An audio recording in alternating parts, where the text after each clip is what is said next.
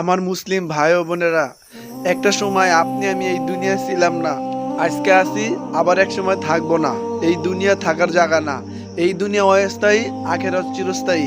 এই দুনিয়া আল্লাহ তাআলা পাঠাইছে আপনাকে আখেরাতের বাজার করার জন্য। বড় আফসোস, দুনিয়ার নারী বাড়ি গাড়ি সাজানোর উপরে এত ব্যস্ত হয়ে গেছি, আমরা আখেরাতের বাজারের ব্যাগই হারাই ফেলাইতেছি। ভাই, আপনাদের আল্লাহর দোহাই, নফসের ধোকায় পড়েন না, দুনিয়ার ধোকায় পড়েন না, কোনো নারী বাড়ি গাড়ি সাজানোর উপরে ব্যস্ত হয়েন না। এগুলা করতে আল্লাহ কখনো না করে নাই। তোমরা দুনিয়া করো টুকটাক, আখেরাত করো ঠিকঠাক।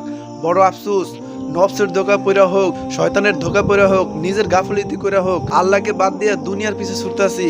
এগুলার শেষ ঠিকানা হলো জাহান্নাম। আর যে ব্যক্তি আল্লাহ রাসূলের হুকুম মতন চলবে, তার ঠিকানা হলো জান্নাত। এখনো সময় আছে, আমরা নফসে জিন্দিগি না করে রবসে জিন্দিগি করে। লা ইলাহা ইল্লাল্লাহ মুহাম্মাদুর রাসূলুল্লাহ। আল্লাহ সারা জাহানের বাদশা।